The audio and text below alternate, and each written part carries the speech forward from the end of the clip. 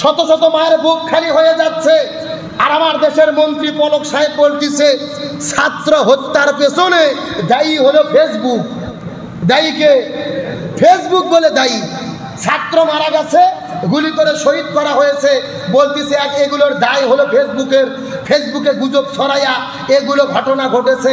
আমি বলতে চাই নিঃসন্দেহে এগুলো হাসি ঠাট্টা তামাশা ছাড়া কিছু হতে পারে না। যে কোনো ব্যক্তি যে কোনো ভুল করার পরে যদি কেউ মাপ চায়, ভুল বুঝতে পারে, ক্ষমা করা হলো ইসলামের বিধান, শরীয়তের বিধান। এটা হলো ইমানদারদের দায়িত্ব। কথা বলেন ঠিক কিনা? কিন্তু ক্ষমার একটা লিমিট আছে, ক্ষমার একটা পর্যায় আছে। শুধুমাত্র মুখে মুখে ক্ষমা দিয়েই যদি সমাধান হতো, ইসলামে কোরআনে কিসাসের বিধান থাকতো না। কথা কন না কে? কিসাসের বিধান কি?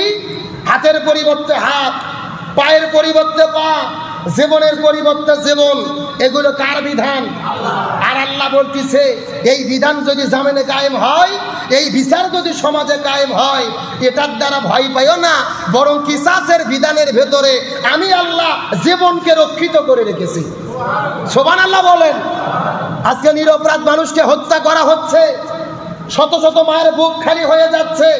আর আমার দেশের মন্ত্রী পলক সাহেব বলতেছে ছাত্র হত্যার পেছনে দায়ী হলো ফেসবুক। দায়ীকে ফেসবুক বলে দায়ী। ছাত্র মারা গেছে, গুলি করে শহীদ করা হয়েছে, বলতেছে এগুলোর দায় হলো ফেসবুকে গুজব ছড়াইয়া এগুলো ঘটনা ঘটেছে। আমি বলতে চাই নিঃসন্দেহে এগুলো হাসি ঠাট্টা তামাশা ছাড়া কিছু হতে পারে না। তার কারণ ফেসবুক, ইন্টারনেট, সোশ্যাল মিডিয়ার মাধ্যমে ছাত্র হত্যা হয়নি, সংঘর্ষ তৈরি হয়নি।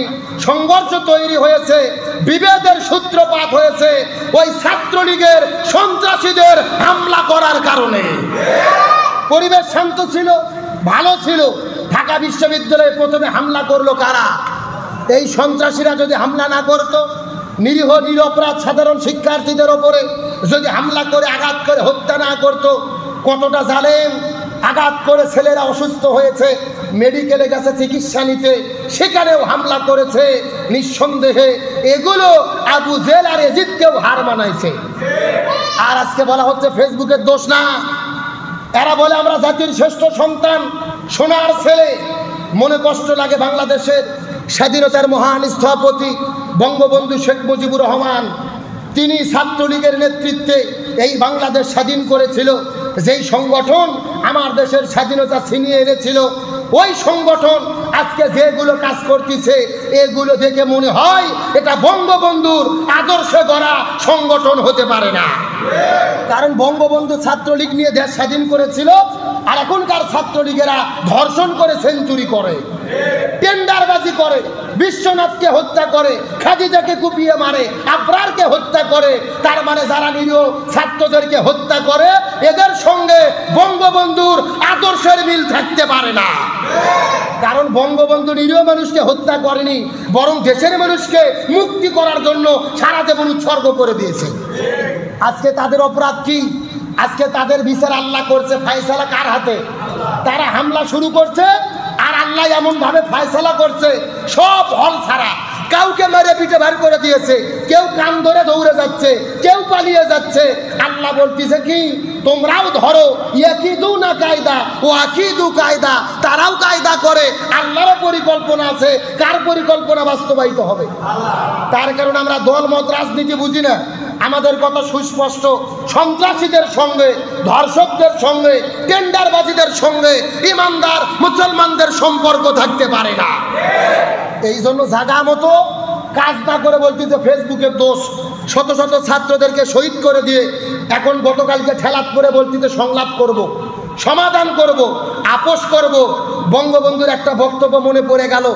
বঙ্গবন্ধু বক্তব্য দিয়েছিল, যেই পাকিস্তান হানাদার বাহিনীরা আমার ভাইদেরকে খুন করেছে, এই খুনিদের সাথে কিসের আপোষ?